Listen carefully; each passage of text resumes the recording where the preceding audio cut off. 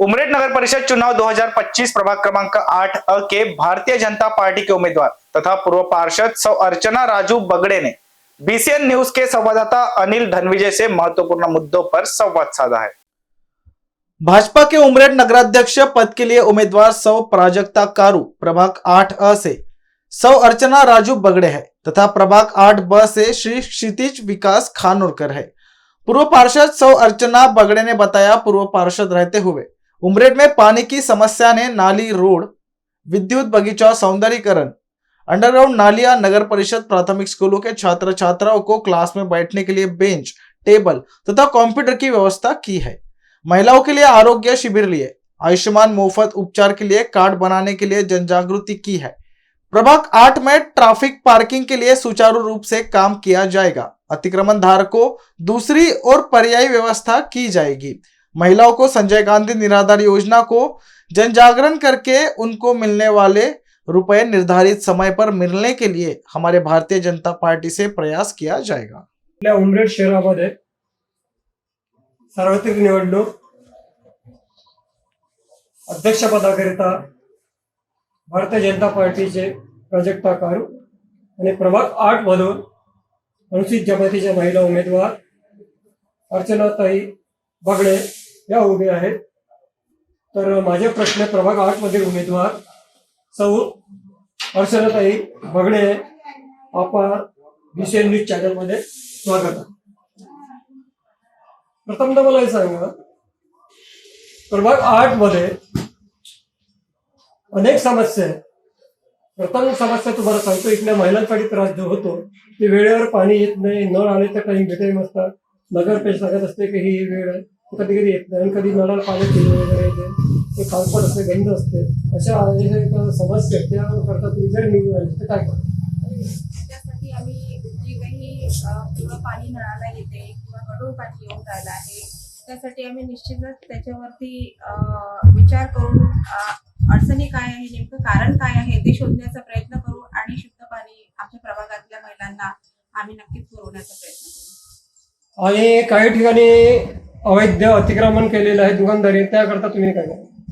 त्यासाठी त्या गोष्टींवरती आळा घालण्यासाठी आम्ही आमच्या कडनं त्यावरती उपाययोजना करू।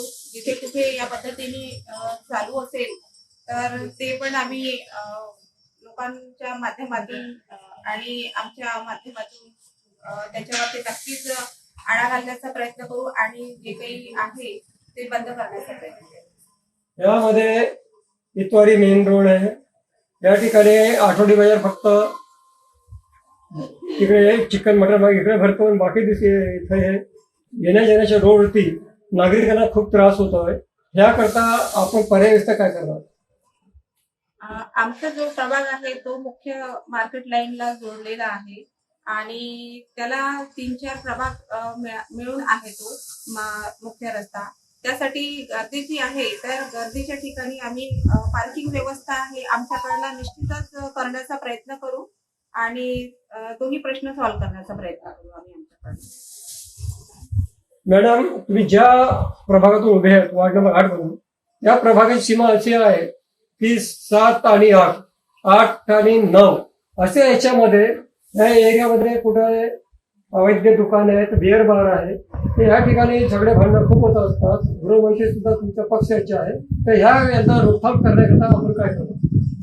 त्यासाठी आम्ही आमच्या पक्षाच्या माध्यमातून जे काही गल्लोगल्ली कुठे बार तयार झालेले आहे तर ते कुठेतरी दुसऱ्या ठिकाणी आम्ही हलवण्याचा प्रयत्न करू आमच्या माध्यमातून आणि तो प्रश्न मार्गी लावण्याचा नक्कीच प्रयत्न करू।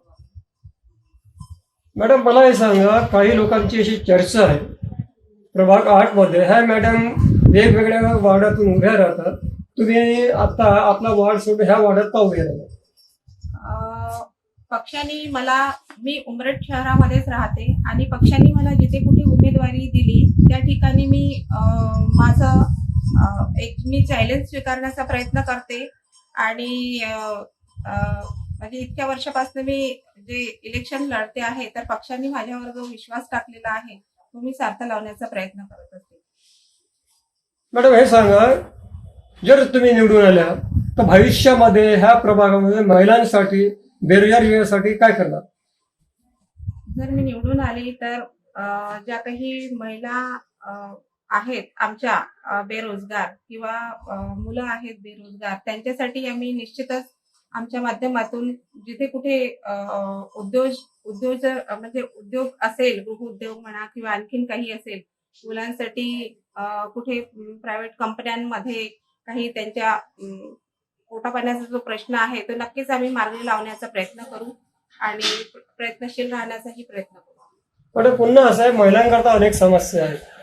ज्या संजय निराधार योजना आहे, बाळ योजना आहे, ह्याकरता काही वयोवृद्ध ज्येष्ठ महिलांना तहसील कर्मचाऱ्यांना त्रास होतो. ह्या प्रश्नांना तहसील कार्यालय त्याच्या माध्यमातून जो निधी पण तो कोणाला मिळत नाही, त्यांना सोडवण्याच्या असं करतात. मी काय करतो? ज्या गरजू महिला आहेत, विधवा परित्यक्ता महिला आहेत आणि जशा काही ज्येष्ठ नागरिक आहेत जे अत्यंत म्हणजे गरीब आहेत, त्यांच्यासाठी निश्चितच आम्ही संजय गांधी निराधार योजनेच्या माध्यमातून त्यांच्यासाठी आम्ही एक म्हणजे आमच्या शासनाच्या मार्फतीने ज्या काही योजना आहेत त्या योजनांचा आम्ही त्यांची एक केस तयार करून त्याचा लाभ मिळवण्याचा नक्कीच प्रयत्न आम्ही मिळवून देण्याचा नक्कीच आम्ही प्रयत्न करू त्यांना. मॅडम, तुम्हाला भारतीय जनता पार्टीने जी तिकीट दिलेली आहे, तुम्हाला कधी असं वाटलं नाही की भारतीय जनता पार्टी सोडून इतर याच्याकडून कधी उभं राहायचं? नाही, माझं राजकारण हे भारतीय जनता पक्षातूनच झालेलं आहे, सुरू झालेलं आहे आणि मला जी ओळख मिळाली आहे हे भारतीय जनता पार्टीमधूनच मी इथपर्यंत पोहोचलेली आहे. त्याच्यामुळे मी इतर पक्षाचा अजिबात विचारही करू शकत नाही आणि माझ्यावरती जो विश्वास भारतीय जनता पक्षाने टाकलेला आहे तो मी सार्थ लावण्याचा नक्कीच प्रयत्न करेन पुढे. धन्यवाद मॅडम.